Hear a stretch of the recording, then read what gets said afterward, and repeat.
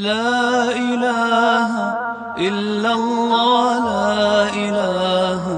إلا الله لا إله إلا الله ما لنا رب سواه. قل هذه سبيلي أدعو إلى الله على بصيرة أنا ومن اتبعني وسبحان الله وما أنا من المشركين. وأشهد أن لا إله إلا الله وحده لا شريك له وأشهد أن محمدا عبده ورسوله أما بعد فإن خير الحديث كتاب الله وخير الهدي هدي محمد صلى الله عليه وسلم وشر الأمور محدثاتها وكل محدثة بدعة وكل بدعة ضلالة وكل ضلالة في النار أما بعد. إخوتي وأخواتي في الله السلام عليكم ورحمة الله وبركاته.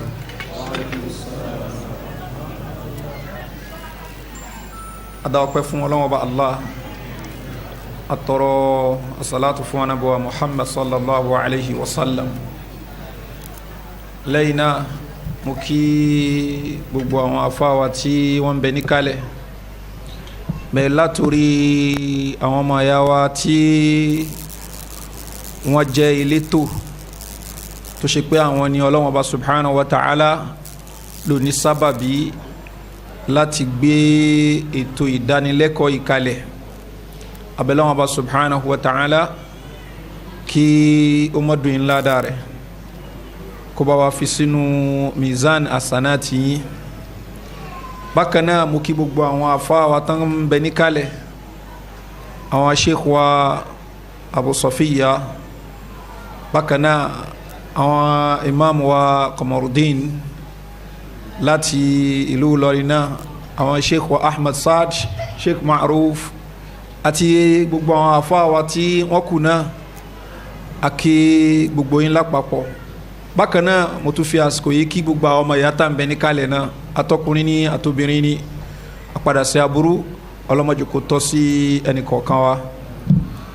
Mi nílé máa dárúkọ àwọn àfáà lẹ́yọ kọ̀ọ̀kan ká ṣàforíjì fún mi. Lẹ́yìn náà tọ́píìkì tí wọ́n ní kí a máa fi gbára wa níyànjú, bákan náà ká máa fi pàkíyèsí ara wa, òun náà ni àwọn fitna tó ń bẹ ń bí àwọn nǹkan tí wọ́n dárúkọ wọ̀nyẹn. Wọ́n dárúkọ nǹkan tó pọ̀ gan. Wọ́n dárúkọ al-mudaharat, wọ́n dárúkọ al-khuruj al-hukam, wọ́n dárúkọ àwọn nǹkan míì náà tí a gbọ́. Náà gbogbo àwọn nǹkan wọ̀nyí tán dárúkọ wọ̀nyí, mudaharat ní ṣókí protest náà ń pè bẹ́ẹ̀, al-khuruj al-hukam ká jáde sí àwọn olórí láti dojúkọ wọn, al-amaliyatul intihariya suicide bombing, gbogbo àwọn nǹkan wọ̀nyí fìtínà gbogbo ẹ̀ pátápátá. Kò sí tí Islam tó fi ọwọ́ sí ń bẹ́ẹ̀. Bẹ́ẹ̀ làwọn nǹkan wọ̀nyí tá a bá ti rẹ́ni tó ń pèpè síbẹ̀ nìyí, àmì pé kò ń ṣe onísúnnà ni. A sọ pé kò ń ṣe mùsùlùmí, ṣùgbọ́n àmì pé kò ń ṣe onísúnnà. Àwọn àfáà sọ fún wa lẹ́ẹ̀kan, èèyàn kan ò ní láti máa yọ èèyàn kan kúrò kó máa admit àwọn èèyàn. Ìtẹ̀yàn ń ṣe àbí tó ń sọ,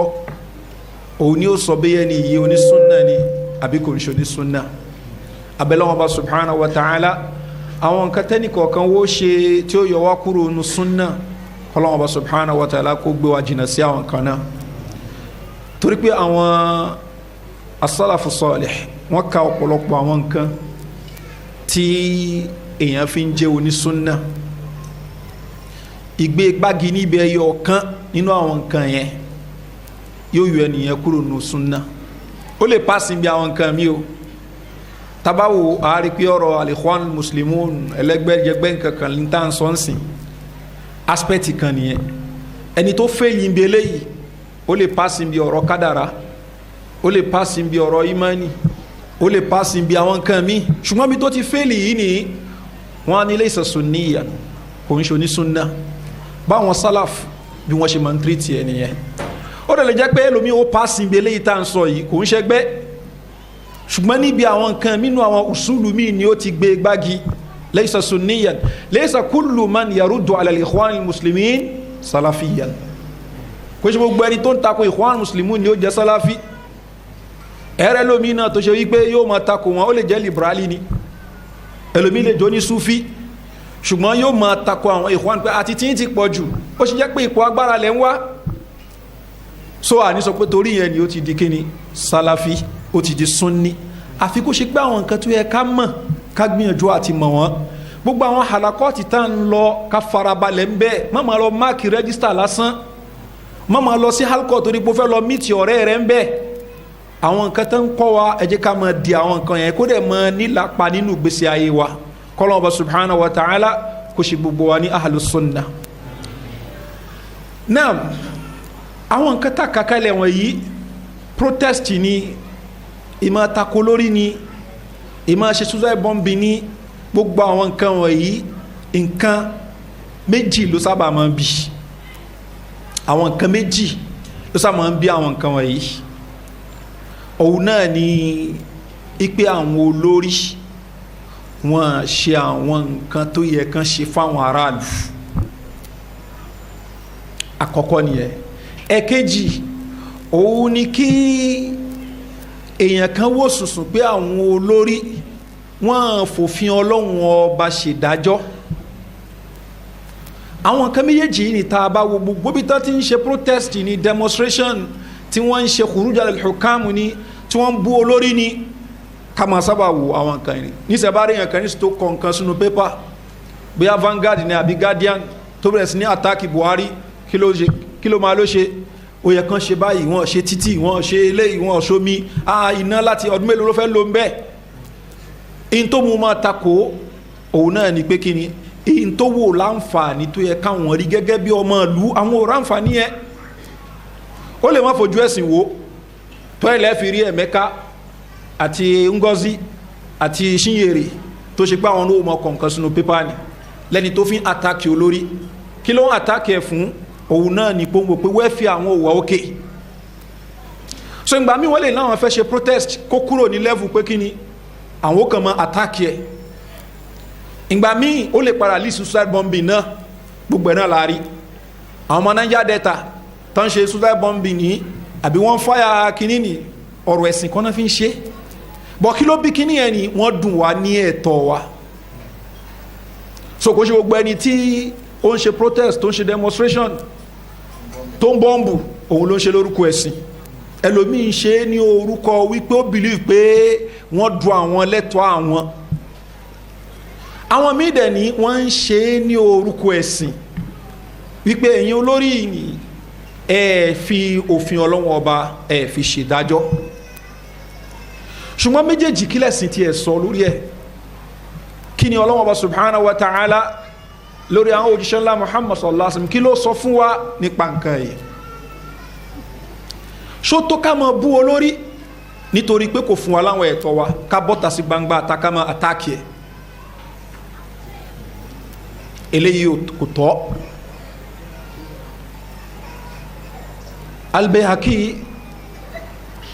nínú tírà wọn Shu'abil Iman wọ́n gbà wá láti ọ̀dọ̀ Anas radiyallahu anhu. Anas radiyallahu anhu ó ní kana kubarahuna aw kana kubara'una yanhaunana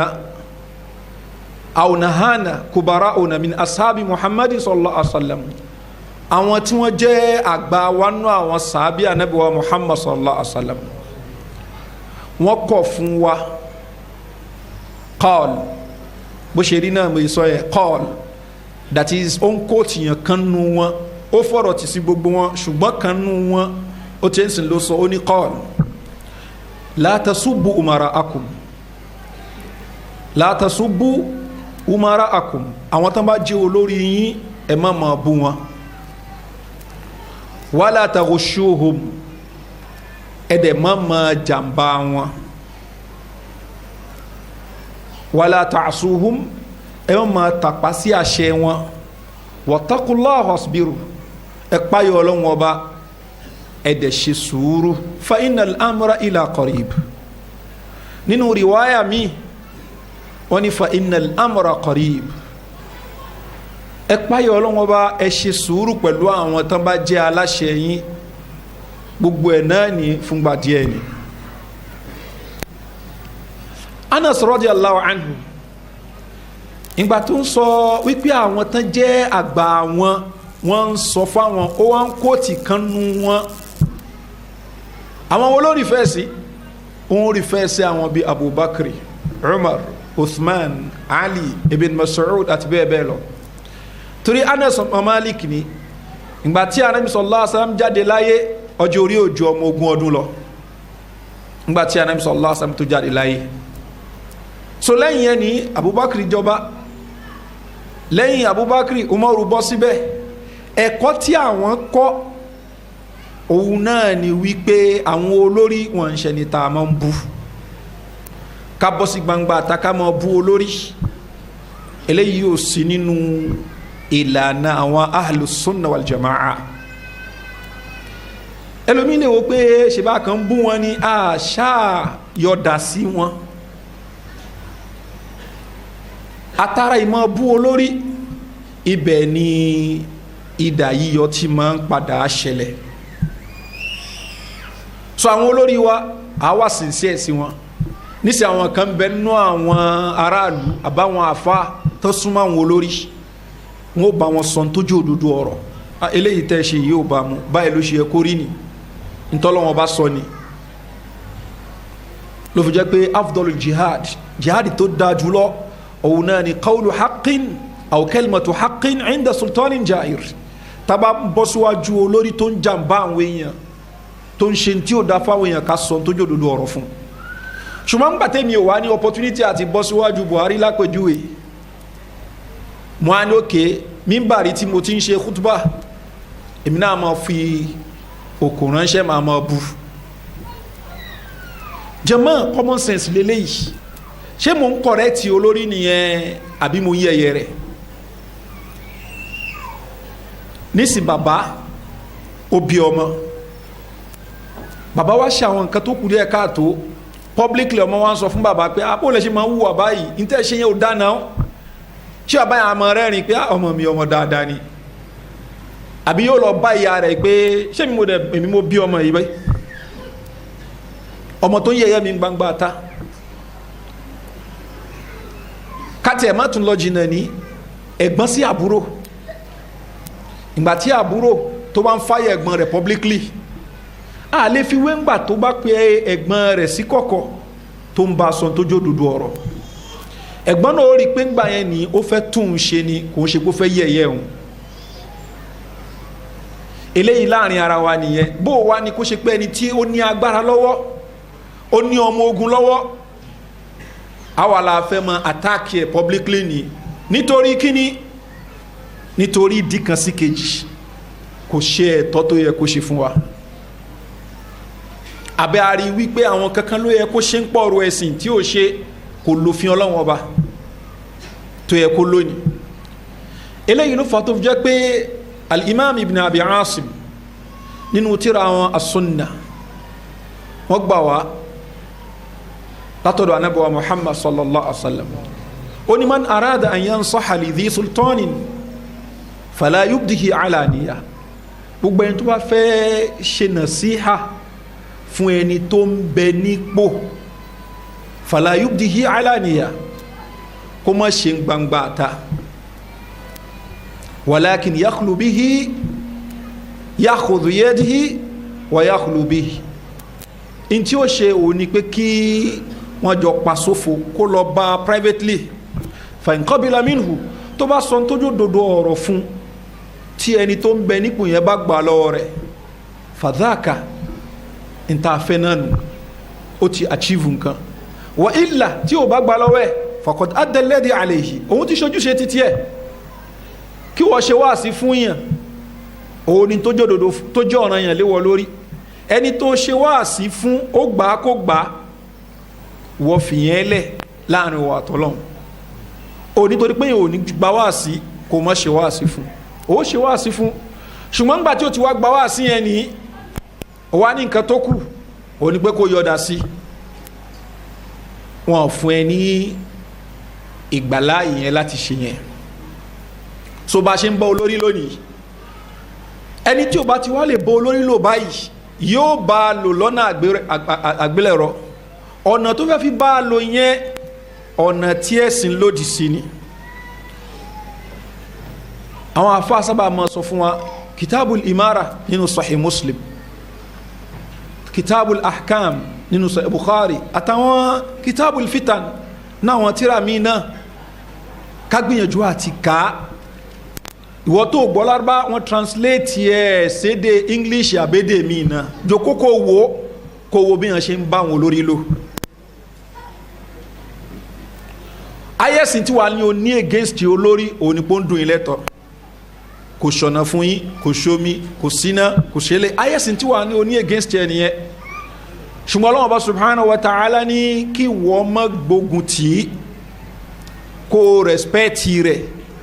fún lẹ́tọ̀ tiẹ̀, ìwọ bèrè ẹ̀tọ́ tiẹ̀ lọ́dọ̀ Ọlọ́hun Ọba subhanahu wa ta'ala. Ló fi jẹ́ pé Ànábì wa Muhammad sallallahu alaihi wasallam nínú àwọn hadithi ta ló ń bẹ nínú kitabul imara nínú Sahih Muslim, ó ní satarawna ba'di atharatan wa umuran tunkirunaha, ẹ máa rí ìgbọ́lá fún rẹ ní, ìgbọ́lá fún mọ̀lẹ́bí ẹni táwọn olórí yóò máa ṣe, wa umuran tunkirunaha, àti àmọye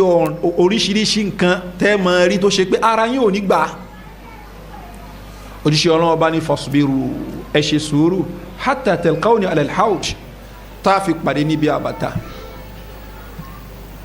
Bákan náà Ànábì wa Muhammad sallallahu alaihi wasallam ó ní man waliya alayhi walin wa ra'a minhu ma'siyatan, ẹni tí olórí kan bá jẹ́ olórí fún, ó wá rí i pé olórí yìí ṣe iṣẹ́ ẹ̀ṣẹ̀ kan ní, bóyá ó mutí, àbò ń ṣe zina, àbò ń jalè, that is ó ń kó nǹkan lú. Òjíṣẹ́ Ọlọ́run Ọba sallallahu alaihi wasallam ó ní falyakra ma'siyatahu, ẹ̀ṣẹ̀ tó ń ṣe yẹn kó kórìíra rẹ̀, torí pé nǹkan tí ó dá ní nǹkan tó ń ṣe. Ṣùgbọ́n pẹ̀lú gbogbo ilé náà wala yanzi'anna yadan min ta'a, kó wọ́n sọ pé torí eléyìí ni eléyìí mi ìgbàlẹ́ lórí mọ́, mi ìgbàlẹ́ lórí mọ́. Bákan náà Nabi sallallahu alaihi wasallam sọ nínú hadithi mi, ó ní ó sọ̀rọ̀ ń pa àwọn ìran èèyàn mẹ́ta kan tó ṣe pé Ọlọ́run bò ní ṣàánú tó bá di jọ́ ń gbẹ̀ndẹ̀ alkiyama, tó Ọlọ́run bò ní wò wọ́n, tó ṣe pé wọ́n ìyà ẹlẹ́tẹ̀ lérò mọ́ ẹbẹ fún wọn. Ó wá dárúkọ, ó ní lára wọn ni rajulun, èèyàn kan tó ṣe pé báyà imaman, ó ṣe bẹ́ẹ̀ fún olórí kan, lam yuba'ihu illa lidunya, torí ayé ló fi ṣe kíni, ló fi ṣe bẹ́ẹ̀ fún. in ata'u minha wafa wa fi riwaya radiya, tí olórí yẹn bá ń fún ní nǹkan ayé tó fẹ́, ó ń ṣọ́nà, ó ń ṣe títì, ó ń ṣe gbogbo ẹ̀, ó ń ṣe á ní àwọn olórí dáadáa eléyìí. wa in mana'ahu, tí ó bá fún ní lam yafi, kò ní gbà lólórí. Sọ̀rọ̀ Ànábì wa Muhammad sallallahu alaihi wasallam ó clear, gbogbo ń ta fẹ́ wò yí kó lè máa mú wa bú àwọn olórí, máa ṣépè fún wọn, a fẹ́ stage protest kan, gbogbo àwọn kan yìí ló ti wà address nù hadith. Ṣùgbọ́n problem ni wípé táwọn kan bá ti ń ṣẹlẹ̀ kọ́lọ̀ mọ́ mẹ́ni kọ̀ọ̀kan wa dúró, ojú máa ń dí débi pé ẹlòmíì ní takhassusu rẹ̀ ní àkídà ni. Wọ́n pè yàn kan ní Dr. Safar bin Abdurrahman al-Awali, lára àwọn afá Saudi ni, ó ti lé 60 something sí. Lára tíra tó fi dáa jù lọ tán kọ ní àsìkò yìí tó expose àwọn tí wọ́n ń pè ní Ash'ira ni, kò sí tíra náà tó dáa tó tíra rẹ̀ ni. Débi pé àwọn afá àgbààgbà Sheikh Uthaymin, Sheikh Bin Baz, gbogbo wọn máa ń refer sí tírà yẹn pé ẹ lọ ka tírà yẹn. Ó fi expose àwọn tí wọ́n ń pè ní Ash'ira. Àwọn nǹkan míì tó ṣe pé ọ̀pọ̀lọpọ̀ àwọn àfáà míì gan ò mọ̀, ó tú síta ni. Torí nígbà tí wọ́n fẹ́ attack àwọn Ash'ira ni wọ́n á ní yukhalifuna ala sunna fil asma'i wa sifat àbí fi sifat náà wọ́n sọ ni. Ó wù àwọn àfáà ńláńlá gbogbo àwọn Sheikh Bin Baz tó máa ń ṣe rọ́dù fún àwọn Ash'ira ńgbà míì wọ́n á níbi ọ̀rọ̀ sifat ni. Ṣùgbọ́n ó wù àwọn nǹkan yẹn jáde ibi kó jẹ́ pé àwọn Ash'ira níbi sifat ni, níbi iman ni, níbi qadar ni, fi kulli shay ní wọ́n ti khalafa alùsùnà lẹ́yìn àwọn nǹkan díẹ̀ náà ti agree pẹ̀lú àwọn alùsùnà. Ó tú àwọn nǹkan yẹn jáde tó yí pé àwọn àfa aṣáájú náà ti tú jáde ni. Sheikh Islam Ibn Taymiyyah bayanu talbisi jamiya rẹ̀ ni lórí àwọn Ash'ira ni. Ẹ̀sẹ̀ tó fi ṣe rọ́dù fún gangan ó ní Al-Fakhr Razi àti bẹ́ẹ̀ bẹ́ẹ̀ lọ. Àwọn tó ṣíwájú Ibn Taymiyyah ni wọ́n expose àwọn Ash'ira gan. Kí la fẹ́ lò ń bẹ́ẹ̀ òun ni wípé ẹni tá à ń sọ yìí bí tírà rẹ̀ ṣe dáa tó yìí níbi aspect tá à ń tírìtì lóyìí ni ó gbé gbági ń bẹ, ó gbé gbági níbẹ̀. Àwọn àfọwọ́ aṣáánú rẹ̀ yuhadhiruna minhu. Ìgbà tó ti di pé eléyìí jáde tó yẹ pé rí pé ọ̀nà tó ń tọ́ nìyí wọ́n bẹ̀rẹ̀ sí ní wọ́nu àwọn èèyàn against ẹ̀ débi pé wọ́n ní kò gbọ́dọ̀ ṣe wá símọ́ láwọn àsìkò gbà kan, wọ́n ti mẹ́wọ̀n nítorí ẹ̀.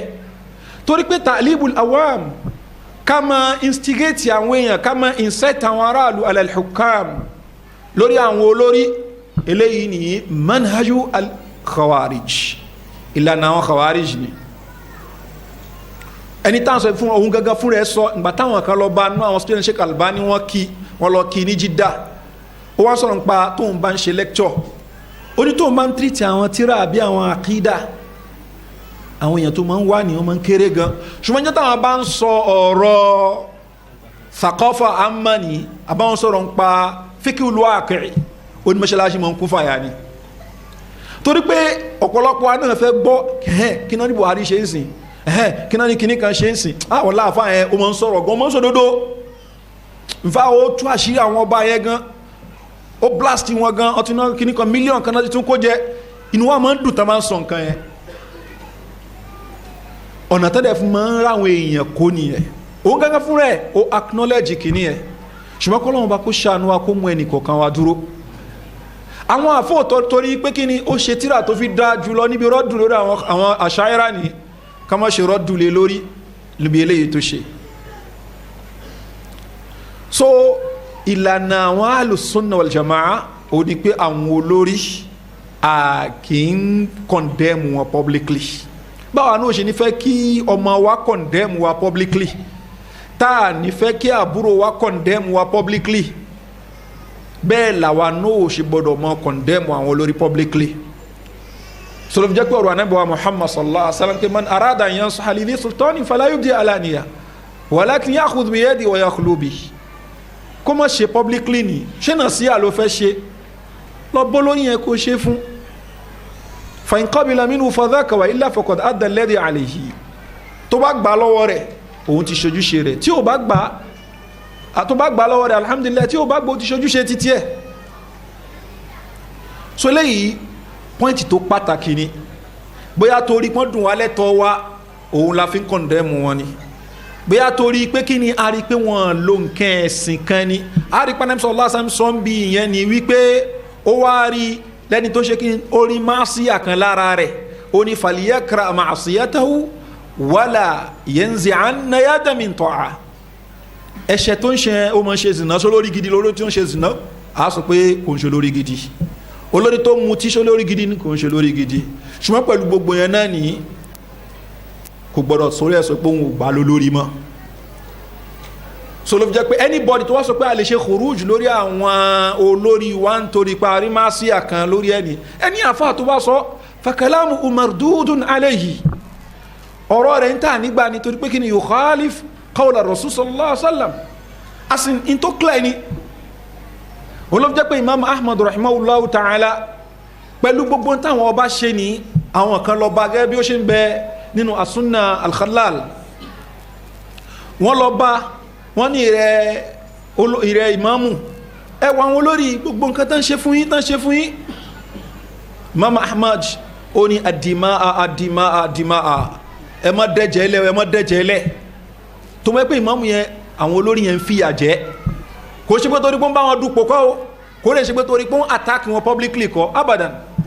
nítorí wípé Imam Ahmad ń sọ pé al-Qur'anu ghayru makhluq Qur'an ní kò ń ṣe ẹ̀dọ̀ Ọlọ́hun Ọba ọ̀rọ̀ Ọlọ́hun Ọba ní Qur'an kò ń ṣe ẹ̀dọ̀ Ọlọ́hun Ọba àwọn ìmáàmù yẹn dẹ̀ ní àwọn àfáà tó súnmọ́ àwọn wọn ní Qur'an ní ẹ̀dọ̀ Ọlọ́hun Ọba ni iṣu tán fà láàrin ara wọn nìyẹn táwọn àfáà ń fà láàrin ara wọn ọba wa join àwọn àfáà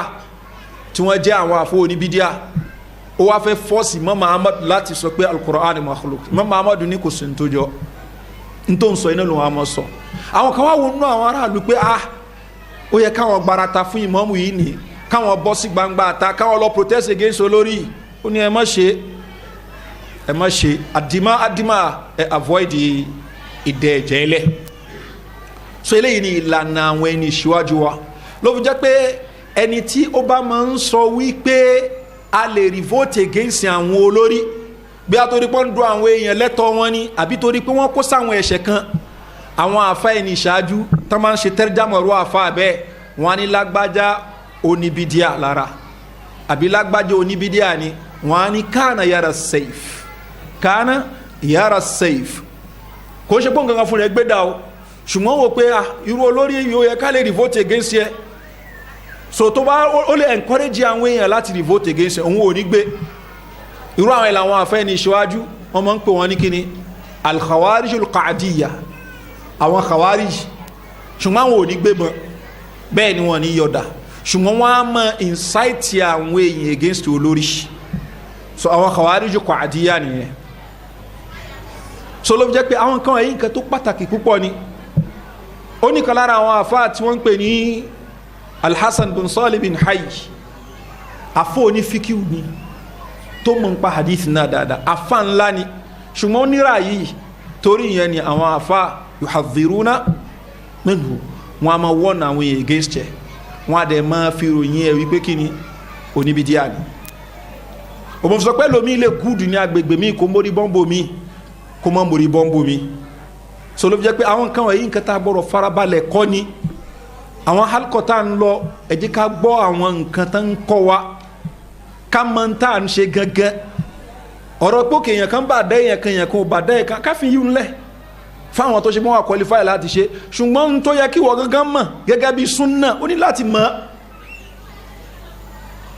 ó dà gẹ́gẹ́ bí ẹni tó ń pè rẹ̀ ní mùsùlùmí ni ó wá ń sọ fún yàn kan pé gba ìsìláàmù tó bá gba ìsìláàmù á pẹ́ yàn wá ní òkè mo ṣe tán àti gba ìsìláàmù ó nàbọ̀ sí yẹn pé tí ò bá gba ìsìláàmù wọn á pa wọn kàn wọ́n fi ń ṣe àpèjúwe ni o ó ní ọba sí pé tó bá gba islam àpè yẹn wá ní mo fẹ́ gba islam kí n bó máa ṣe gba islam ó ní mo ti gbàgbé ó dẹ̀ fẹ́ pẹ́ nìyẹn torí pé kí ni kò gba islam ó dá mo fẹ́ gba islam kí n máa ṣe mo ti gbàgbé sọ lóye gbogbo àwọn kan tó ń bèèrè lọ́wọ́ àyí ni káwa náà máa lọ ṣe revision àwọn nǹkan yẹn kì í pé alùsùnà làwà wá kí ni àwọn alùsùnà ọmọ sọ lórí nǹkan wáyé mi ìrántí afá rẹ̀ sọ́jọ́ ẹ̀ o so ó ti fẹ́ dàbí ìgbà tó ṣe pé èèyàn náà ń ṣe kí ni ó ń ṣe ẹgbẹ́ ni ṣe pẹ́ntì mi clear so alùsùnà gbọ́dọ̀ bá sọ tó jódodo ọ̀rọ̀ ní à ń ṣe tààsùbù fún àfá kan ní àbí fún èèyàn kan àbí fún ìlú kan lẹ́yìn Ànábì sallallahu alaihi wasallam a gbọ́dọ̀ ṣe tí èèyàn kan bá ṣe mistake ó ṣe mistake nìyẹn ṣùgbọ́n téèyàn ò bá mọ in tó jẹ́ táwọn alùsùnà dúólé lórí táwọn sálàfù dúólé lórí tá a bá ti rí nǹkan kan tó ṣẹlẹ̀ ní ìgbárata tààsùbù àti hizbiya tán sọ yóò wọlé lẹ́sẹ̀kẹsẹ̀ so wọ́n sọ pé àwọn ikhwan muslimun yàní hizbiyun ni wọ́n muta'assibun ó lè ṣẹlẹ̀ sí mi náà ó lè ṣẹlẹ̀ sí wọn náà ó ní láti máa ṣẹ́kì ara ẹni gbogbo gbà tí nǹkan kan bá ṣẹlẹ̀ ní issue ni address má address personality tó wà involve má address personality tó wà involve kí lẹ́sìn sọ lórí nǹkan tó wà ńlẹ̀ yìí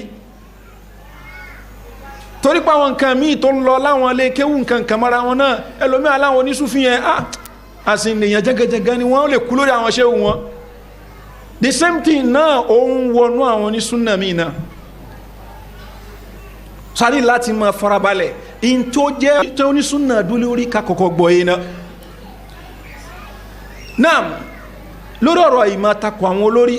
ìmọ̀ bú wọn publicly àbí ìṣe khuruj lórí wọn ni nǹkan tó ti wà tipẹ́tipẹ́ ni. ìjọ kan Ànábì wa Muhammad sallallahu alaihi wasallam ó ń pín nǹkan fún àwọn èèyàn gẹ́gẹ́ bó ṣe mẹ́sàn Bukhari Sahih Muslim àtọ̀pọ̀lọpọ̀ àwọn tírà hadith mi náà ó ń pín nǹkan fáwọn èèyàn. arákùnrin kan tó ń pè ní Dhul Khuwaysira at-Tamimi ó wá ní ya Rasulullah idil ìròjíṣẹ́ Ọlọ́run ọba ẹ ṣe déédé àwọn tí wọ́n bá fánàbí sallallahu alaihi wasallam pé kánàbí ṣe déédé ẹ̀wọ̀n pẹ́ nìyẹn láyà ó ní ya Rasulullah idil ìròjíṣẹ́ Ọlọ́run ọba ṣe déédé fa innaka lam ta'dil bẹ́ẹ̀ ṣe ń ṣe kíní ṣe déédé ni jàmáà kí ló ń ṣe yẹn náà apart from pánàbí sallallahu alaihi wasallam ni ó ń bá wí ta ló lórí ìlú Ànábì sallallahu alaihi wasallam kí ló ń ṣe fún lórí ìlú yẹn ni publicly ó ń takò publicly Ànábì sallallahu alaihi wasallam kí ni ẹ dùn ó ní wayhak in lam a'dil faman ya'dil laqad khibta wa khasirta in lam a'dil ṣíwẹ́ tẹ́mi ò bá tún ṣe déédé ta ló tún máa ṣe déédé ó ti ṣòfò tẹ́mi ò bá ṣe déédé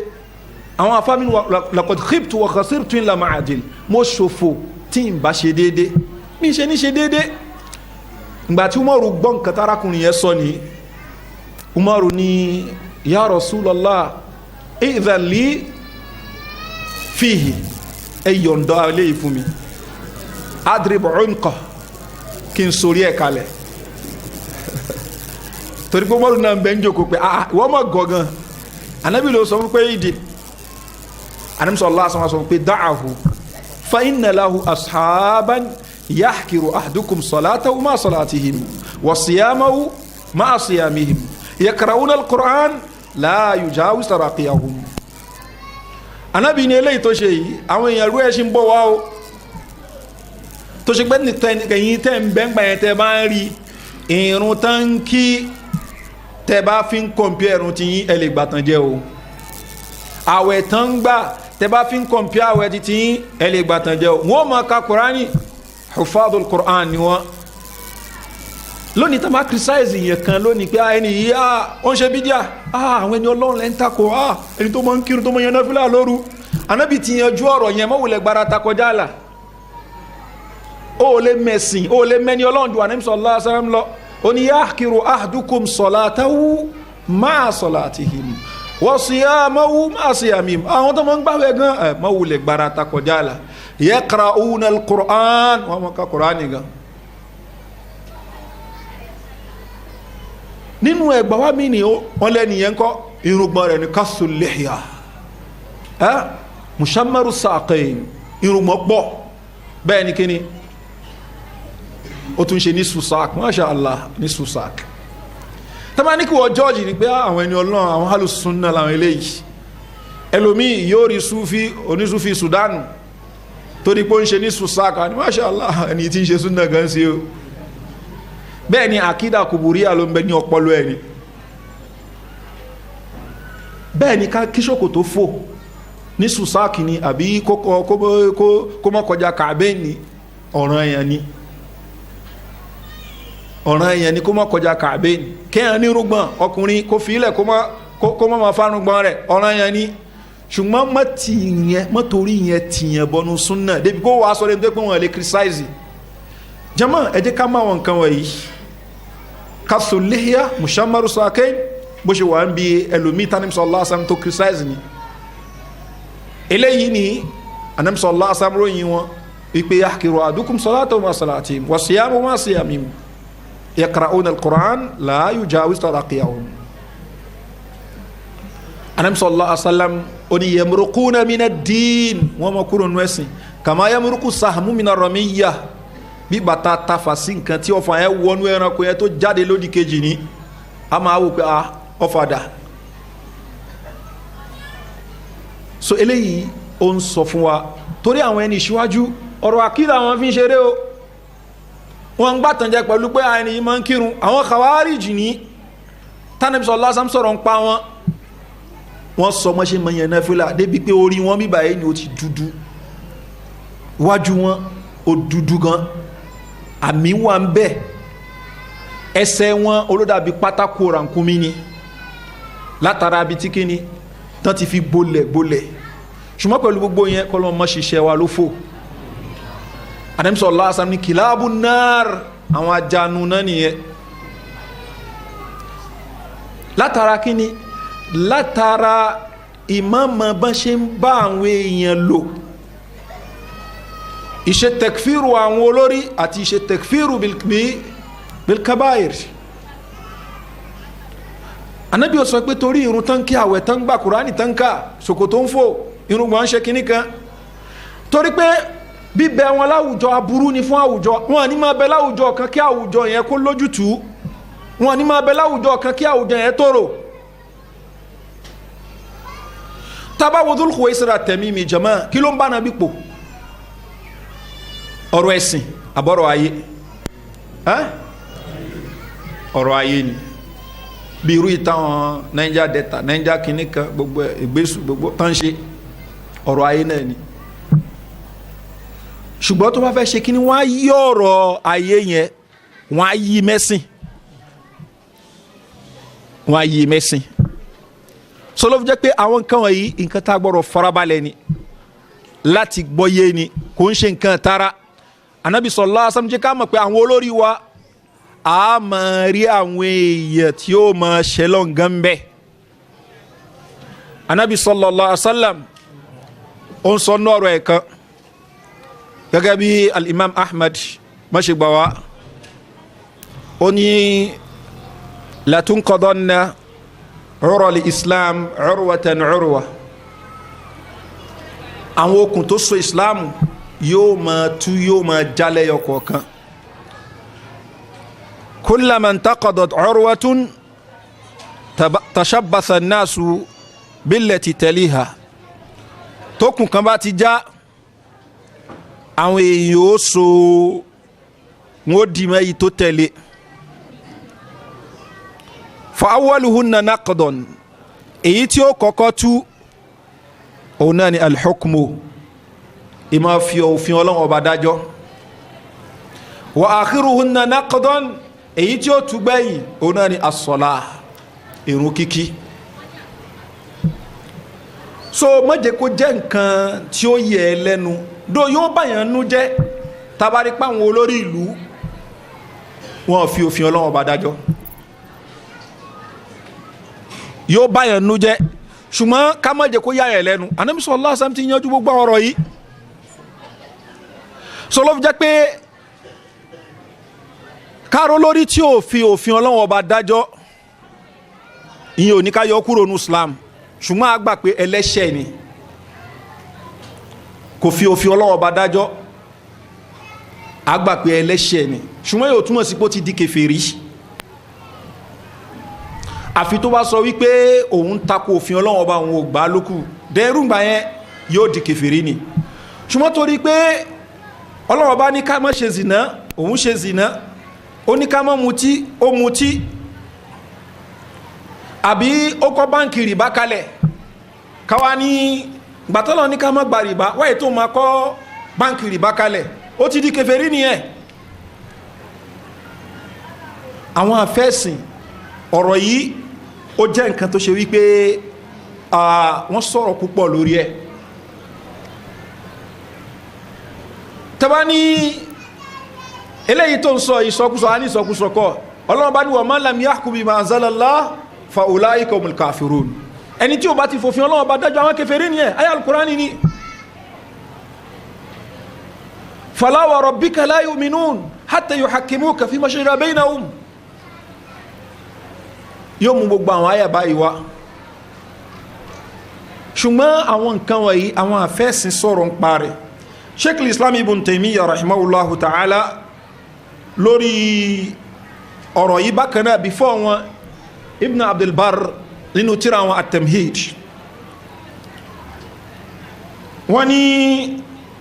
wa qad dallat jama'atu min ahli al-bid'ah àwọn kan náà àwọn oníbídíà wọ́n ti sọnù min al-khawarij nínú àwọn khawarij wal mu'tazila àtàwọn mu'tazila fi hadha al-bab níbi ọ̀rọ̀ ìpèyàn kèfèrí that is àwọn hadith tó ṣe pé Ànábì sọ tó ṣe pé tẹ́ bá ń wo zọ́ìrù rẹ̀ bí ìgbà tó ṣe pé wọ́n kàfàrà ẹni fahtaju bi hadhihi al-athar wọ́n fi àwọn ahadithi wọ́n fi ń ṣẹ̀rí wa mithliha àti tó jọ fi takfiril muznibin láti lè máa fi kàfàrà àwọn tán bá jẹ́ ẹlẹ́ṣẹ̀ wahtaju min kitabillah bi ayatin laysat ala dhahiriha wọ́n wá fi ṣẹ̀rí àwọn àyà tó ṣe wípé kò ń ṣe bí wọ́n ṣe hàn náà ni ìtumọ̀ wọn ṣe rí mithlu qawlihi azza wa jal gẹ́gẹ́ bí ọ̀rọ̀ Ọlọ́run Ọba tó sọ pé wa man lam yahkum bima anzalallah ẹni tí ó bá dájọ́ pẹ̀lú ntọ́lọ́run Ọba sọ̀kalẹ̀ fa ulaika humul kafirun àwọn kèfèrí nù ṣe pé àyà yìí mo kó tilẹ̀ kan ipe wọn máa ń lò ta ló sọ̀rọ̀ yìí Ibn Abdul Barr àfáà yìí sìn ó ti jáde láyé nísìn ní nǹkan tó ṣe pé kò dí ní nǹkan bí 1000 years sẹ́yìn àbí ká sọ pé nǹkan tó súnmọ́ 1000 years sẹ́yìn láfáà yìí ti jáde láyé so ó wá ń sọ pé àwọn oníbídíà nínú àwọn Khawarij Mu'tazila wọ́n máa ń lo àyà yìí láti sọ pé kíni láti sọ pé kèfèrí ni àwọn ẹlẹ́ṣẹ̀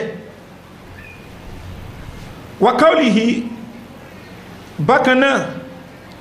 an tahbatu a'malukum wa antum la tash'urun wọ́n lo àyà wípé kí iṣẹ́ yín má bàjẹ́ lẹ́yìn tí ó mọ̀ wa qawlihi inna dhun illa dhanna wa ma nahnu bimustayqinin so wọ́n mú àwọn ọ̀rọ̀ yìí wá ní nǹkan tó ṣe wípé àwọn Khawarij àtàwọn Mu'tazila máa lò wọ́n ní wa nahwi hadha wa ruwiya an Ibn Abbas fi qawli Allah azza wa jal wọ́n ní ṣùgbọ́n nǹkan tán gbà lọ́dọ̀ Ibn Abbas sàbí Ànábì sallallahu alaihi wasallam nípa ayé Ọlọ́run Ọba kú man lam yahkum bima anzalallah fa ulaika humul kafirun wọ́n ní tán gbà lọ́dọ̀ Ibn Abbas ó ní pé fa ulaika humul kafirun qala laysa bi kufrin yanqulu anil millah kò ń ṣe kúfùrù tó gbéyàn kúrò nù ẹ̀sìn Islam o walakinnahu kufrun duna kufr ṣùgbọ́n kúfùrù tí ó tó kúfùrù ni that is kò tó kúfùrù tí ó gbéyàn kúrò nù Islam وقد أوضحنا معنى الكفر في اللغة في مواد من هذا الكتاب wọ́n ní ìtumọ̀ kúfùrù bá ṣe máa ń lò àti ṣàlàyé ní àmàyé ayé nínú tírà wa yìí ìyẹn at-Tamhid ti Ibn Abdul Barr tí àfá kan bá sọ eléyìí bóyá Albani sọ àbí Uthaymin sọ àbí Fawzan sọ wọ́n ní àwọn eléyìí ulama usultọ̀ àwọn àfá àjọba ni wọ́n bí ìgbà tó ṣe pé wọ́n ṣẹ̀fẹ́ mọ́ tún àyà ìtú whereas àwọn ni wọ́n gbọ́ àyà yẹn yé àwọn sàábí Ànábì sallallahu alaihi wasallam tán bá nábì ló gbà àwọn tí kí ni wọ́n mọ̀ túnmọ̀ àyà yìí bákan náà Ibn Taymiyyah rahimahullahu ta'ala òun náà sọ ó ní fala wa rabbika la yu'minun mo fi Ọlọ́run bá rẹ̀ búra wọn ṣe mùmìnì hatta yuhakkimuka fima shajara baynahum ní tó bá ń bẹ láàrin wọn tó lọ láàrin wọn wọn á fún ẹlẹ́jọ́ dá thumma la yajidu fi anfusihim harajan mimma qadayt ní tó bá dá lẹ́jọ́ wọn ní kẹ̀kẹ́ gẹ́sọ̀ yusallimu taslima wọ́n juwọ́ jù sẹ́lẹ̀ fún oni faman lam yaltazim tahkim Allahi wa rasuli fi ma shajara bainahum faqad aqsama Allah bi nafsi annahu la yu'min ẹni tí ó bá yọ́nú sí ipe kó ń fi Ọlọ́run Ọba àti òjíṣẹ́ kó fi ṣe ìdájọ́ Ọlọ́run Ọba ti búra pé royan bí ó ṣe mùmínì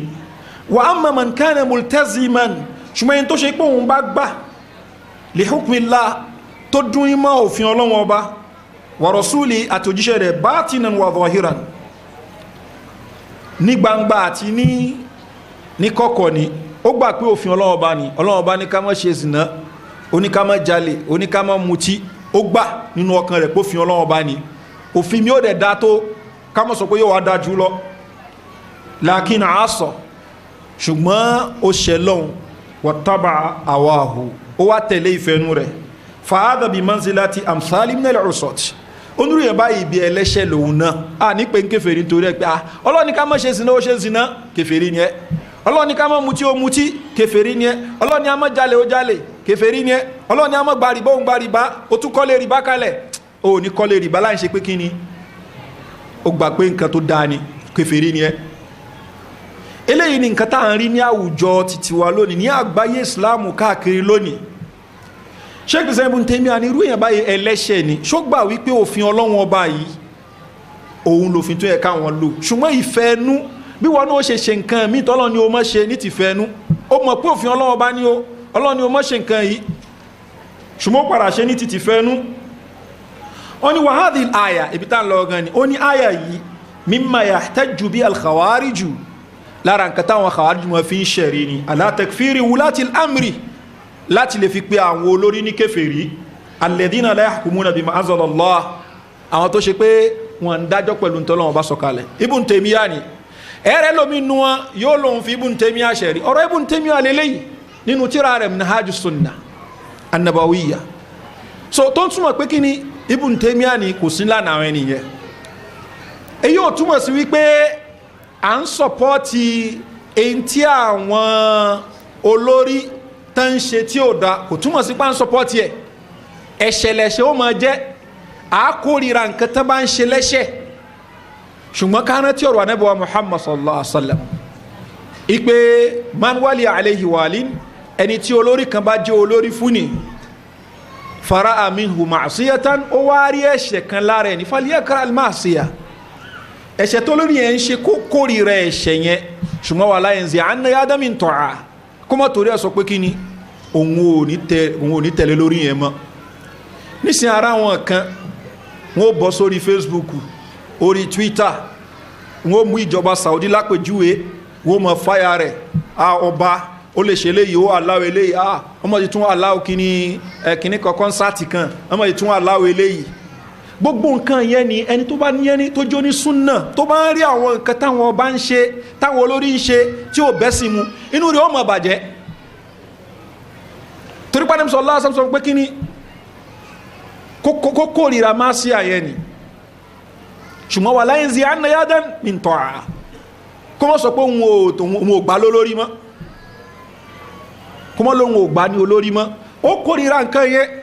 olóòjẹ́ pín gbàbí táwà bára wọn nǹkan míì tó ń ṣẹlẹ̀ ní Saudi ni ní Kuwait nǹkan kan mara aláwọn nǹkan tó kù díẹ̀ káàtó inú ó bàjẹ́ pé èwo náà tún ṣe yìí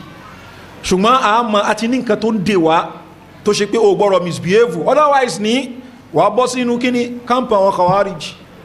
ó gbọ́dọ̀ bí misbehave anábì ti dìé mọ́lẹ̀ wala yanzi'anna yadan min ta'a Ànábì sallallahu alaihi wasallam ni ó ní man ra'a min amiri shay'an yakra'uhu falyasbir ẹni tó bá rí nǹkan tó kórìíra lára olórí rẹ̀ ní falyasbir kó ṣe sùúrù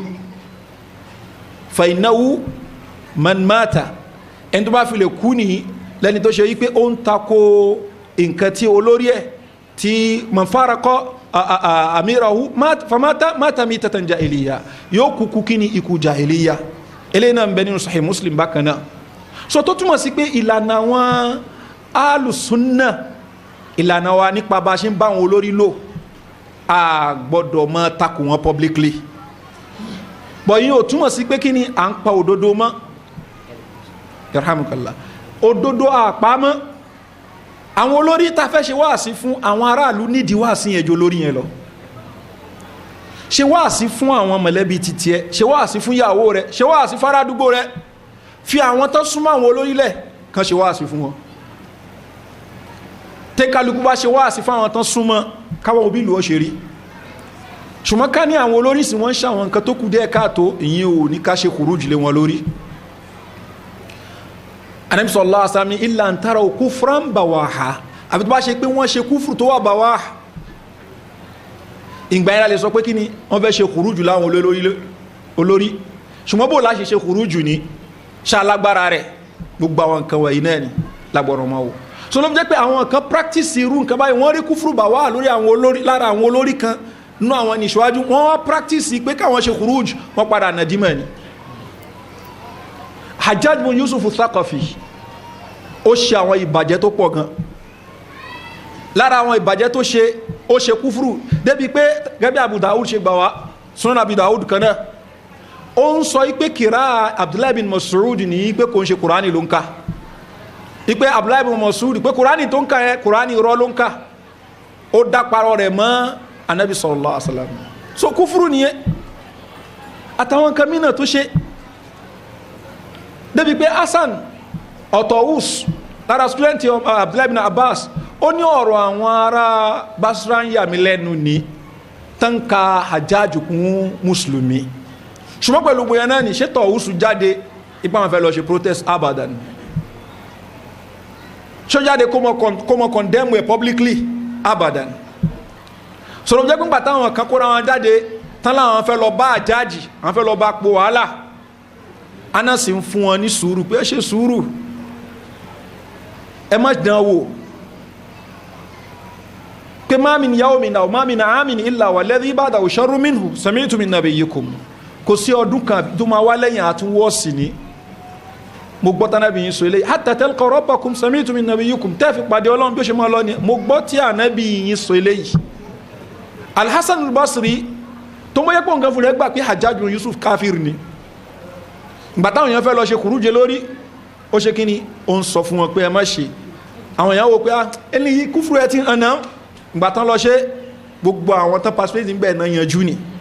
ó wá ń sọ pé inna hadhihi al-fitna idha aqbalat arafa kullu alimin wa idha adbarat arafa kullu jahil tí fìtínà bá ti ń bọ̀ wá ẹni tó já àfá àti mama bí tí ó bọ́ sí ẹ wo nǹkan tó ṣẹlẹ̀ ní àwọn ilẹ̀ Lárúbáwá ní nǹkan bí ọdún bí 6-7 sẹ́yìn ni àwọn àfá súnnà ń sọ fún ẹ farabalẹ̀ ẹ má ṣe léyìn wọn ni rárá Ar-Rabi'ul Arabi Arab Spring náà ń pariwo bí ẹni pé tán bá ti ṣe kìíní yẹn gbogbo nǹkan yóò máa lójútùú yóò máa tòrò fáwọn ṣùgbọ́n gbà tán ṣe ní káwọ́ báwọn èèyàn ṣe ń gbádùn nílẹ̀ Lárúbáwá ń sí Libya ẹ wo ìgbádùn Egypt ìgbádùn Syria ìgbádùn Yemen ìgbádùn Tunisia ìgbádùn ṣùgbọ́n wọn àfáà súnnà tán dúó ti ìlànà Ànábì sallallahu alaihi wasallam wọ́n mọ̀ wípé òfò ló ń bọ̀ wá yìí ẹ mọ́ dán kìíní ìwò ṣùgbọ́n èèyàn gbàtàn jẹ́ wọ́n fọ́ọ̀lù fún gbogbo orú àwọn nǹkan báyìí wọ́n fọ́ọ̀lù fún òun náà dẹni tá à ń rí sìn àwọn nǹkan wọ̀nyí máa ń jẹ́ kẹ́mi èèyàn tó balẹ̀ dáadáa pé sadaqa Rasulullah sallallahu alaihi wasallam àwọn nǹkan yẹn ó kàn materialize bẹ́ẹ̀ ni bánabi ṣe sọ sallallahu alaihi wasallam so àwọn Khawarij ni wọ́n jáde lásìkò gbàyẹn tánábi sọ padà ṣẹlẹ̀ àwọn èèyàn bíi Najdatu al-Aruri Najdatu bin Amir al-Aruri ó ṣẹlẹ̀ tó ṣe pé lára àwọn ọ̀ràn Khawarij ni ó láwọn ọ̀ràn Khawarij kan tán pè ní an-Najdat àwọn náà lẹ́yìn àwọn tó jẹ́ followers Najdat bin Amir al-Aruri bákan náà Nafi ibn al-Azraq àwọn náà òun náà tún dáwọn títí ẹlẹ́ tán pè ní àwọn Azarikọ àwọn Ibadiyya àti bẹ́ẹ̀ bẹ́ẹ̀ lọ oríṣiríṣi ìran Khawarij wá bọ́ta tó ṣe pé gbogbo wọn náà ni àwọn olórí náà ń bá pò ipò agbára yìí náà ni kí ló dé wọn ni wọn ṣe kí ni wọn fáwọn èèyàn lẹ́tọ̀ọ́ wọn kí ló dé wọn fi òfin Ọlọ́run ọba ṣe ìdájọ́ nǹkan méjì yẹn náà ni wọn fáwọn èèyàn lẹ́tọ̀ọ́ wọn fi òfin Ọlọ́run ọba ṣe ìdájọ́ gẹ́gẹ́ bí nǹkan tí abára wa sọ ní ìjókòó mi àwọn kan wọ̀nyí ó ń lọ yóò lọ lẹ́ngbà míì yóò tún ṣe kíní yóò wá sókè ẹni tí ó kọ́kọ́ introduce kíní yẹn lásìkò tí a wà yìí ní century kan sẹ́yìn ẹni tí ó kọ́ introduce yẹ ó ní Abul A'la al-Mawdudi afa India mọ́ Pakistan yẹn òun ló kọ́kọ́ kọ́ ń pa ọ̀rọ̀ kí ajímọ́nájà àwọn Khawarij yẹn padà so ó kọ tírà kan tó pè ní al-Mustalahatul Arba fil Qur'an táàmsì mẹ́rin kan tó wá nínú al-Qur'ani òun náà ni gbólóhùn ad-din gbólóhùn arab gbólóhùn al-ilah gbólóhùn al-ibada àwọn gbólóhùn yìí ó wá nínú al-Qur'an gbólóhùn yìí òun wá ń tún wọn nítú wípé ẹni tá a sọ wípé ó ń sin lọ́hun òun lẹni tó ṣe pé ó ń fi òfin Ọlọ́hun ọba dájọ́ sẹ́ni tí ó bá ti fòfin Ọlọ́hun ọba dájọ́ ní fahuwa káfir so ó kọtíra ẹ lẹ́yìn ó tún kọtíra míì tí wọ́n ń pè ní al-khilafatu wal-mulk al-khilafatu wal-mulk the same thing tó ń ṣe tó ń revolve round ní ẹ ó kọ eléyìí ní nǹkan bí 1941 táìgbà yẹn náà ló dá ẹgbẹ́ rẹ̀ tán pè ní al-jama'atul islamiyya ló dálẹ̀ so náà ọ̀rọ̀ à ń dupò kankan rí pé àmọ́yé ìgbà làwọn olórí náà ni wọ́n gbé tàtìmọ́lé wọ́n àtìmọ́lé nítorí pé ó ní àkídà kan tó bá tà Nabi sallallahu alaihi wasallam wọ́n tìmọ́lé nítorí pé kí ni àkídà àwọn Khawarij ẹ̀wọ̀n olórí ni tó bá ti di pé ń bá wọn dupò ní ẹ̀níjọ́ rẹ̀ tẹ́ bá ti ń bó olórí dupò ẹ̀ lẹ́jọ́ rẹ̀ so olórí tìmọ́lé kò ń ṣe torí pé àwọn bílíù pé ẹ̀sìn rẹ̀ torí kún bá wọn dupò ní Sayyid Qutb òun náà tún jí eléyìí gbà tóun náà ka al-mustalahatul arba'a ni tó ka al-khilafa wal-mulk tóun náà ka òun náà kọtíra àti tiẹ̀ ó digest tiẹ̀ òun náà kọtíra àti tiẹ̀ so lára tíra tó kọ́kọ́ kọ́ ni al-adalatul ijtima'iyya lẹ́yìn yẹn ó kọ́ ó bẹ̀rẹ̀ sí ní kọ sírísì fi al-Qur'an bí sọmúrì ẹ̀ ní ma'alim fi tariq milestone tí àwọn yẹn máa ń kára dá tẹ́wàá wo milestone ní ibi tó ń tì wá lọ ibi ọ̀rọ̀ agbára ni ṣùgbọ́n tá a bá wo àwọn nǹkan wọ̀nyí ó wù mí kí n ka fún wa ní ibi tí a sọ pé àwọn ènìyàn tí wọ́n nífẹ̀ẹ́ ọ̀rọ̀ agbára dé naam nínú al-adalatul ijtima'iyya ẹgbọ́ ọ̀rọ̀ yìí ni ó ní hadha tasawwur li haqiqatil hukmi picture yìí nípa tá ń pè ní ká fi ọ̀rọ̀ Ọlọ́run Ọba dájọ́ ni ká ṣèjọba pẹ̀lú òfin Ọlọ́run Ọba qad taghayyara shay'an ma ó ti change díẹ̀ dúnà shakkin láì sí ìrújú ń bẹ ala ahdi Uthman ní àsìkò Uthman wa in baqiya fi siyajil Islam bó tẹ̀ jẹ́ pé ó sì kù nínú Islam that is kò tí kúrò nínú Islam ni laqad adrakatil khilafatu Uthman wa huwa shaykhun kabir ó ní Uthman ní ó di olórí ó di khalifa lẹ́ni tó ti dàgbà wa min wara'i Marwan bin Hakam ṣùgbọ́n Marwan ọmọ Hakam ń bẹ lẹ́yìn Uthman that is Marwan ọmọ Hakam òun Uthman gbé ọ̀pọ̀lọpọ̀ àwọn nǹkan fún kó mọ́ darí yusarrifu al-amra bi kathir min al-inhiraf an Islam tó ṣe pé yẹn ní ó ń ṣe ọ̀pọ̀lọpọ̀ àwọn nǹkan lọ́nà tó tako Islam gan kama anna tabi'ata Uthman ar-rakhiyya bákan náà àdámọ̀ Uthman tó ṣe pé kò ń ṣàdámọ̀ kan tí ó lè kan lọ títí ní tó rọ̀ tó ṣe wípé ó gba gbogbo nǹkan mọ́ra bákan náà wa hadaba ushadid ala ahli àti nífẹ̀ẹ́ àwọn ẹbí rẹ̀ qad sahama kilahuma fi suduri tasarrufatin eléyìí ni ó lìdí lọ sí bí ipé káwọn kankan máa jáde lára Usmanu ní tó ṣe wípé àwọn in tó ń jáde lọ́dọ̀ rẹ̀ ankaraha al-kathirun min as-sahaba min hawlihi àwọn ọ̀pọ̀lọpọ̀ àwọn sàábé tán bẹ lára ń díẹ̀ ní wọ́n tako nǹkan tí Usmanu ń ṣe yẹn wa kanat laha mu'aqibatun kathira àwọn kan eré ni ó padà ní àwọn àti bọ̀tán burúkú tó pọ̀ wa atharun fil fitnati allati ana al-islam min akathira bákan náà àwọn orípa tó ṣe pé Islam sọ́fà ó padà ń bí kíní manaha Uthman ó ní Uthmanu ó fún min baitil mal níbi ilé owó àwọn mùsùlùmí ó fún zawja ibnati ọkọ ọmọ rẹ̀ lóbìnrin tí orúkọ rẹ̀ ń jẹ́ al-Harith ibn al-Hakam yawma ursi ní ọjọ́ tí yẹn ń ṣèyàwó ó fún ní mi'ate alfi dirhamin ó fún ní 200,000 dirham falamma asba as-sabah ja'a Zayd ibn Arqam nígbà tó di àsùbá Zayd ibn Arqam ìkọlára àwọn sàábé ó wá bá khazin malil muslimin ẹni tó ṣe pọ́n ló wà ní ìchájò owó àwọn musulmi wa qad bada fi wajhi al-huzn ìgbà tí yẹn dọ́dọ̀ rẹ̀ ní Zayd ibn Arqam ìbànújẹ́ bòdárù wa taraqraqat fi ayni dumu bẹ́ẹ̀ ni omi ti lé sí ojú rẹ̀ ní fasa'alahu an yu'fiyahu min amali ó wá bẹ̀ ó sọ fún Usman ó ní ẹ rìlíìsì mi ń bí iṣẹ́ yìí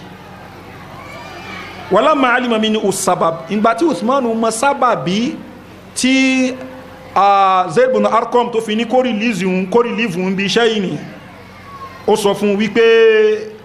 annahu atiyatu li sihri ipé torí nǹkan tó fún àna rẹ̀ ni alladhi min malil muslimin nínú owó àwọn musulmi qala mustaghriban Uthman wá ń sọ fún Zayd ọmọ Arqam pé kò tó báyẹ̀ náà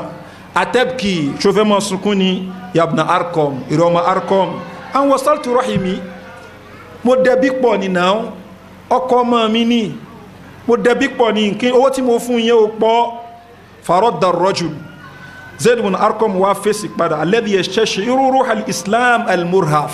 ẹni tó ṣe pé ó ń fíìlì ẹ̀mí islam tó ṣe pé àsìnú wọ́n ti yẹpẹrẹ ní pé ó dẹ̀bi pọ̀ bó láyà amirul mu'minin ó ní rẹ̀ amirul mu'minin walakin abki in tí mo ń sunkún fún kò ń ṣe pé torí pé ó dẹ̀bi pọ̀ li'anni adhunnuka akhasta hadha al-mal 'iwadan amma kunta anfaqtahu fi sabilillah fi hayati rasulullah owó yìí tó ná yìí tó múnú àpò owó àwọn mùsùlùmí tó fi fún àna rẹ̀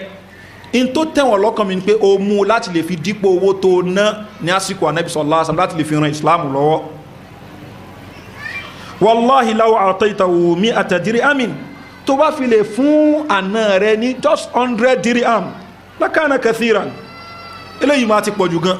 ká má ti sọ pé kí ni o fún ní 200,000 dirham tó bá fún ní 100 dirham lásán ó pọ̀jù fagadiba Uthman ó ní Uthman wá bínú ala rajul ó bínú sí ọkùnrin alladhi la yutiqu damiruhu hadhihi tawsi'a min malil muslimin ẹni tó ṣe pé ẹ̀mí rẹ̀ ò lè gbà kákan náwó mùsùlùmí nákúná yìí Uthman bínú sí so ó ní ala aqaribi khalifatil muslim wa qala lahu ó wá sọ fún pé alqi bil mafatih ibn Arqam fa inna sanajidu ghayrak tó wáyé pé ẹni mú mọ́ kọ́kọ́rọ́ ilé owó wá á gbé fún ẹlòmí wal amthila kathira ó ní àwọn àpèjúwe pọ̀ gan fi sírati Uthman nípa ìtàn Uthman alhadi tawsi'at níbi ìnáwó nàkúnà faqad manaha Zubair zata yawmin lọ́jọ́ kan ni ó fún Zubair ọmọ Awam ó fún ní 600,000 dirham ló fún wa manaha Talha ó fún Talha ńjọ́ kan 100,000 ní 200,000 wa nafala Marwan bin al-Hakam 5 kharaj Ifriqiya ó fún Marwan ọmọ Hakam ní bí nǹkan bí ìdá kan nínú àwọn nǹkan tí wọ́n ti ilẹ̀ tán gbà ní ilẹ̀ Afrika ni walaqad atawu fi dhalika nasu mina sahaba àwọn kan náà àwọn sàábé bú Uthman wọn bá wí fún nǹkan tó ṣe yẹn ala rasim lára wọn ò ní Ali bin Abi Talib Ali ọmọ Abu Talib fa ajab ó wá fèsì ipe inna li qarabatan wa rahima mo ní mọ̀lẹ́bí kan súnmọ́ mi fa ankaru alayhi wa sa'aluhu fa makana li Abi Bakr wa Umar qaraba wa rahim onígbà tó sọ olóò lẹ́bí oníkara onígbogbo ilé sábùbákìrì ò lẹ́bí kò lára ni sábùbákìrì ná owó bẹ́ẹ̀ ni so dé ìparí rẹ̀ ni eléyìí tí mo ń ká yìí nínú al-Adalatul Ijtima'iyya page 159 ni tabashi ká lọ síwájú ààrí ń bẹ́ ni nam jama eléyìí ta ká yìí kí ló ń tọ́ka sí ṣóhun yìí Uthman ní abúnbẹnu àtẹ́lù ṣe irú àwọn eléyìí ni ó yẹ kí a mọ bàbára wọn Uthman radiyallahu anhu tánìm sallallahu alaihi wasallam sọ pé kí ni yastahi minul malaika àwọn malaika ti jú rẹ̀ ó dẹ̀ wọ́n wọ́kúwọ́ pẹ̀lú ìtàn tí ó lẹ́sẹ̀ ńlẹ̀ ìtàn àrọ́sọ àwọn àrọ́sọ ìtàn tó ṣe gbọ́dọ̀ àwọn Ṣíà ló ti gbà lórúkọ pé kí ni ẹ̀ ń jà fún ìjọba ẹ̀sìn ipé ẹ̀sìn nìkan fi ṣèdájọ́ ó sọ eléyìí láti lè fi máa dìfẹ́ǹdì àwọn tí wọ́n pa Uthman radiyallahu anhu torí ẹ̀ tabakatira yẹn lọ nìyí ó ní ta máa para conclude sí òun ni pé lẹ́yìn ìjọba Umar ìjọba tí ó tẹ̀lé ní ìjọba Ali that is ká ìjọba Uthman yẹn ká kúrò nùtàn Islam kò ń ṣe ìjọba tó bá wọ́n wá criticize irú èèyàn báyìí àwọn ará wọn yẹn kọ́ pé àwọn ẹni Ọlọ́run lè criticize so Uthman ò kí ń ṣe ẹni Ọlọ́run Uthman ò ń ṣe ẹni Ọlọ́run Seth Kudu lẹ́ni Ọlọ́run wallahi kí la fi ń ronú èyàn ló torí pé ó ń fẹ́ kọ̀ọ̀kan ni ó ń wọ́ sàábí Ànábì sallallahu alaihi wasallam lára àgbà wọn sàábà ni ó wọ́n wọ́kúwọ́ ó wà ní kankan tó lè fi tara fún sàábé yẹn ni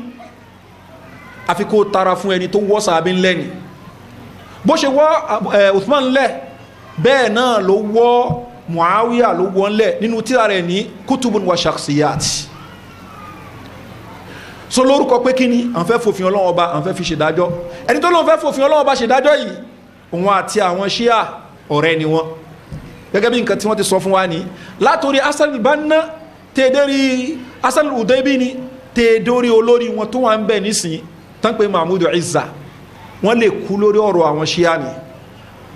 ní nǹkan 2008 tí Qaradawi takò àwọn Ṣíà tó ń lò ń fẹ́ òun nípa agreement wa nípa àjọ wọn ṣe pọ̀ ṣùgbọ́n kò ń ṣe pé kẹ́ mọ́ spread Shiism nílùú àwa súnnà àwọn òní spread súnnà nílùú ẹ̀yin Ṣíà ẹ̀yin ṣíà náà ẹ mọ́ spread ṣíìsìm nílùú àwa súnà ṣùgbọ́n ní tàn rí sí ni pé ọ̀pọ̀lọpọ̀ àwọn èèyàn wa nílùú súnà wọ́n ti ń di ṣíà Qaradawi bínú gángbà yẹn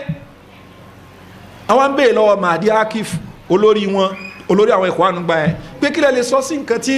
Sheikh Yusuf Qaradawi tó sọ ní Sheikh Yusuf Qaradawi alhabu ruhi ni bàbá àwọn ni nínú Ikhwan Muslimin ṣùgbọ́n nǹkan tó sọ yẹn political issue ló wà láàrin wọn kò ń ṣọ̀rọ̀ ẹ̀sìn torí pé àwọn ṣíà ó ní àsìnàmọ̀ ìyá náà níwá ìkẹ̀kẹ́ náà níwá khilaf tó ń bẹ láàrin wa bí khilaf tó ń bẹ láàrin àwọn Maliki Shafi'i ni àwọn tó ṣe pé àsìn Abubakar ẹni èpè ni wọ́n máa ń jíṣẹ́ pè fún wọn láàrọ̀ ni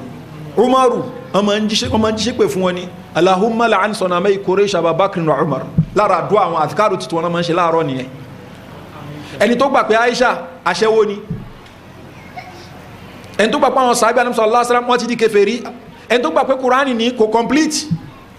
àwọn adìjú sí nǹkan yẹn ni àwọn sọ pé ní à ń nípa ọmọ ìyá kan náà ni wọ́n ń wẹ̀sìn at the same time àwa náà látún sọ wípé a fẹ́ ìjọba ẹ̀sìn ìjọba tí wọ́n máa lò fi ẹ̀sìn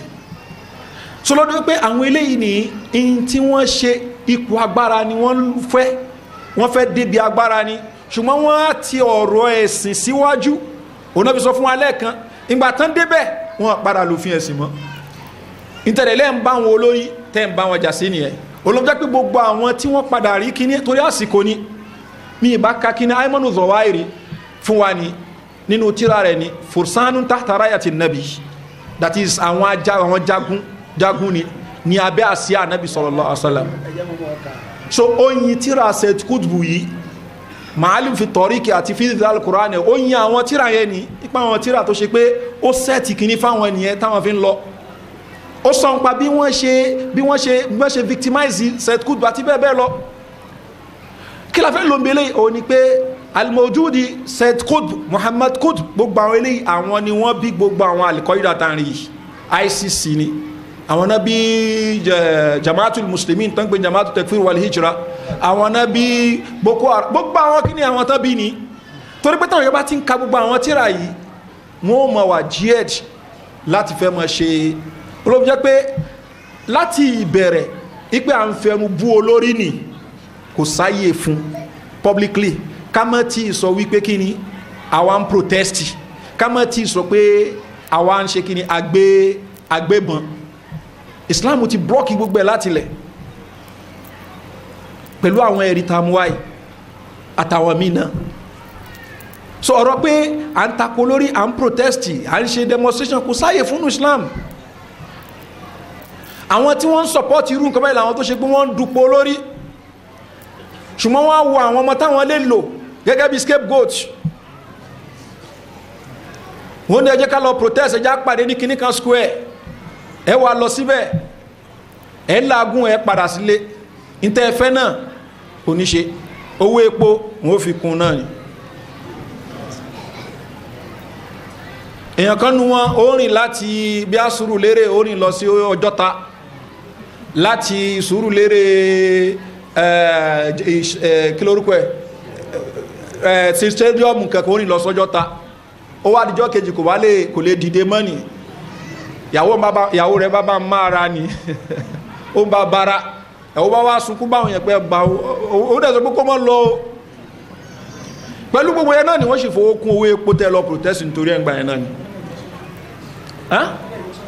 wọ́n rẹ̀ yọ subsidy so kí la máa ń dàmú ara wa fún protest Syria òun nìyẹn protest Egypt òun nìyẹn ti Yemen òun nìyẹn wọn ìbọn bẹ́ ni Iran náà ti bẹ̀rẹ̀ títí wọn náà jama ẹ jẹ́ ká ṣe làákàyè ká farabalẹ̀ ẹni tí ọ̀rọ̀ Ànábì sallallahu alaihi wasallam ò bá tó ẹ̀rọ ẹlòmíì yóò ṣe kíni yóò tó yóò dẹ̀ ṣì lọ́nà so ká má jẹ́ kí àwọn èèyàn kan lò wá kán tì wá lọ síbi nǹkan tí ó dá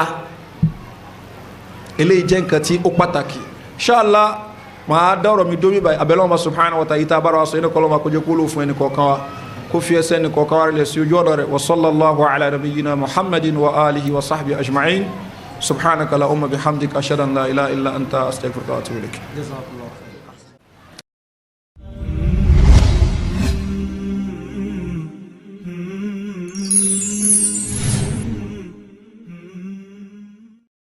يا أيها السلفي خذ بنصيحتي يا أيها السلفي خذ بنصيحتي واسمع هديت إلى رضا الرحمن. لا تقترب نحو الجدال فإنه داء يشكك في عرى الإيمان. ودع التعصب للرجال فإنه دين اليهود وزمرة الشيطان. واشكر حماة العلم واعرف قدرهم واحذر سبيل مجرح